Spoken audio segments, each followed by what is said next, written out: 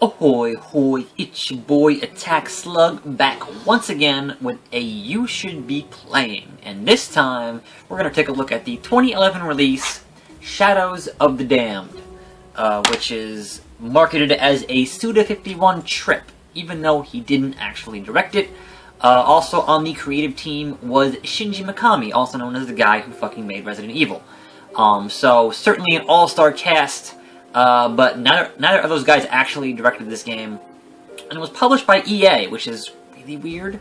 This is back when EA was still doing a whole lot of different partnership deals. So we're going to jump in pretty early into the game. Because, you know, why not? I played for a little bit. I did finish this back when it came out, but I didn't obviously want to show the end of the game, so... there's no real chapter select when you finish the game, unfortunately. It's kind of, you can start over, and that's your only option, so we're going to do that. So, Shadows of the Damned is a third-person shooter that came out on both the Xbox and the PS3, and it's interesting for a number of reasons. It's got a really interesting aesthetic, but the name was super generic, and I'm hitting the wrong buttons. I'm immediately fucking this up, which is great. Alright. So, how to explain this while playing it is going to be,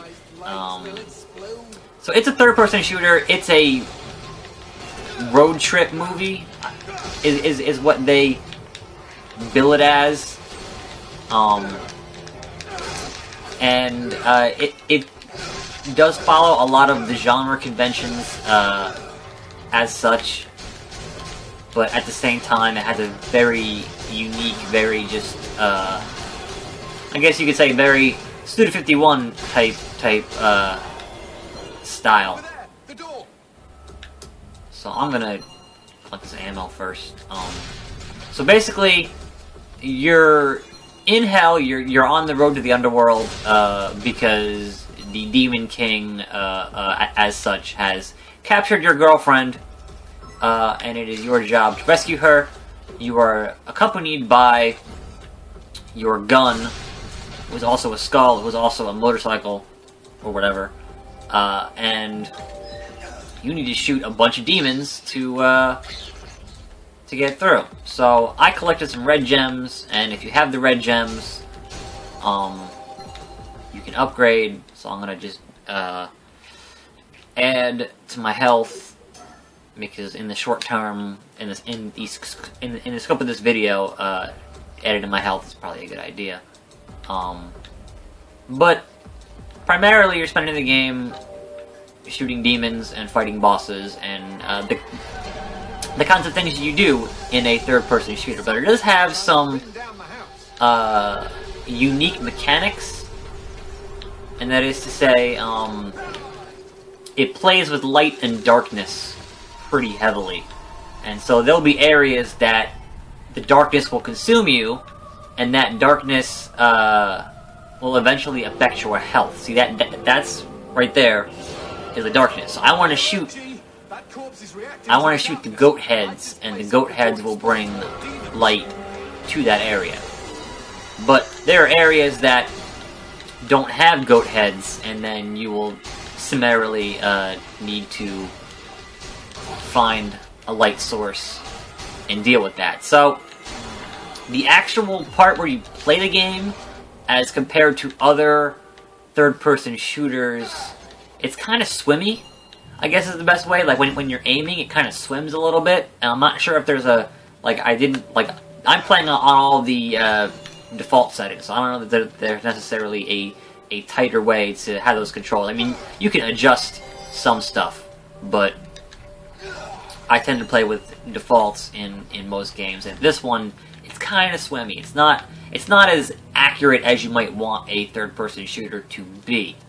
But we're going to move along here and go into this darkness. And see here, this is just going to keep hurting me, so I just need to run. It's kind of my only option here. If I get these hearts that will extend, you can see there's a bar there in the lower right corner that's going down, when that thing hits the bottom, it'll start actually affecting my health negatively. This guy here with the eyeball who takes a shit, that is our checkpoint system. It's gonna save. This actually might be a boss fight, so I didn't really plan... I don't really plan out these videos that well. I kind of just, you know, we'll jump back into a game that I haven't played in a bit, play for a little bit, and then start recording. So, this should be interesting because I don't necessarily remember a lot of the specifics in this stuff. So, I kind of recall the broad strokes of most games that I play, and going back to them a couple years later might tend to be a little rough. So, we are, or I guess I am, the main character is Garcia fucking Hotspur. And if there's one thing that Suda51 is good at in his games, it is naming his main characters. The Skull's named Johnson. Also your big boner, if you will. If you will. And I guess we're gonna fight a boss here, so that should be interesting. I don't particularly recall how to fight these guys, so this should be fun. There are a couple of different guns you get in this game. This obviously is still pretty early, so... It's nice to be noticed, huh? Oh, I want to dodge away from this guy and not get hit by his bullshit. He's got a spot on his back, but I'm not sure if... Yeah, alright, I gotta do the stun and then shoot that. Alright, I get it. I understand. I also need to not get hit. Let's go to a different gun. Monocusser. No, I'm getting hit! Shit. You need to not get hit. You need to not do that. No. Jump. Like I said, it swims a bit more than I would like. Which sucks, because it makes the aiming a little bit tricky. Most other games that are like this, I'm not awful at, but this one tends to be a little bit, there we go. Back to my handgun. Stronger demons require a constant supply of human blood, which they store. So, the power-up, or the health refills in this game are booze, and then you get a little bit drunk. That's fun. So obviously they're still introducing some of the basic gameplay pieces, and welcome to hell. And that's kind of the core conceit here, is that we're in hell, and we're a demon hunter, and we're gonna hunt some goddamn demons. And I should probably be like trying to dodge this. There is a run button, so we're gonna continue on in our quest here to find our girlfriend who has been abducted by the demon lord dude. We're gonna hit another checkpoint. The game does have a dark and often really good sense of humor, which I always enjoy. Sometimes it is a bit too fourth wall for my tastes, but a lot of the Suda51 stuff is fourth wall, so you kind of get used to it after a while. So that guy's a boss that we're gonna run into, and I think that's probably where I'm gonna stop the video, because I wasn't looking to play for that long. If I can get a good 15 or 20 minutes in here.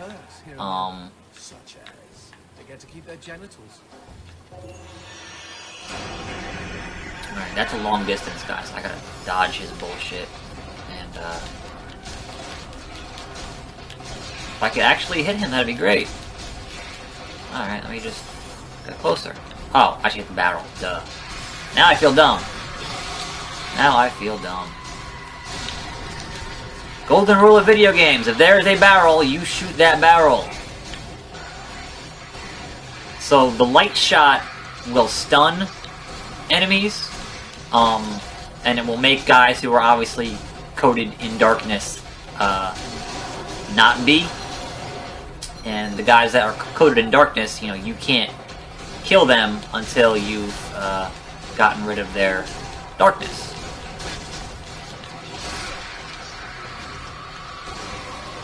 But by and large, this is not a game that you play because you're looking for a good third-person shooter. There are certainly much better of those on the market. This is a game you play because it's fucking crazy. And I guess that's, you know, why you play a lot of Suda51 games, is because they're fucking crazy. That's kind of his calling card. So, we're gonna continue on here in our little trek. I'm not really sure where this boss fight starts, so I'm coming, baby. there might be a little bit more to play through here. Crazy world. Yeah, a little bit.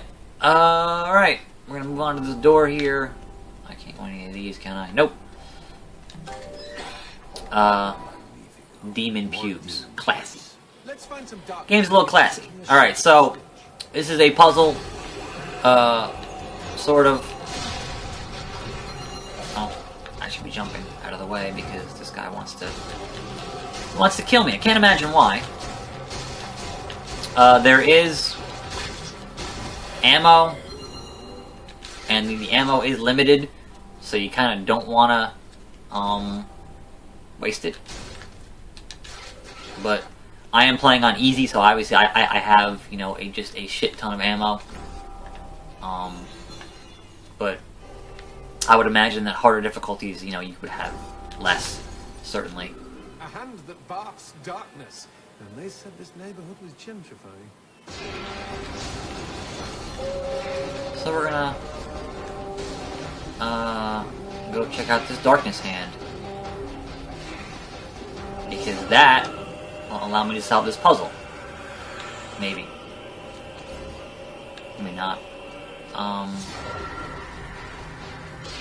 So I need to get my light shot in there, and I don't remember. Is it if I shoot the darkness hand, it expands? I don't want to. Yeah, you need to not be there, because. Alright, I gotta.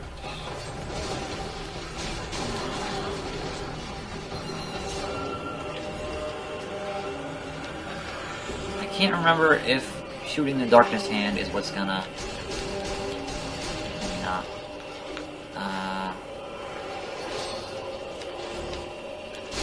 Now I'm losing health, so I need to not be in here. Oh, alright, yeah, I guess that did work. But now, of course, I'm fucking dying, so I need to go back and find that goat. He was down that alley. Yeah, that guy right there. And do that, and then we get the light back. Or at least, you know, that much of it. And we can take out these guys. And then I can get my ass kicked here, holy shit.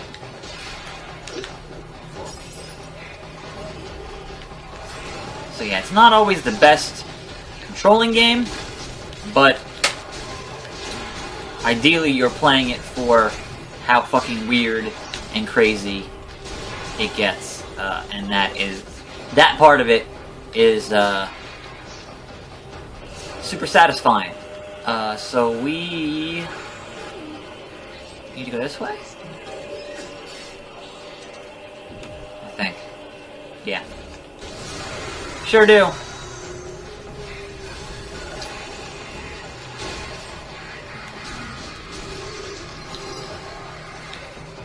Make sure there's nobody behind me.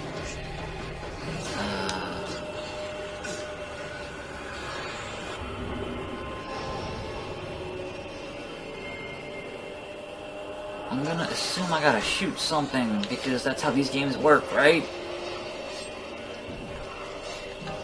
Feed this baby face with a brain, because that makes sense. So getting these hearts is gonna keep extending my little meter there. And I'm pretty sure I just gotta yeah.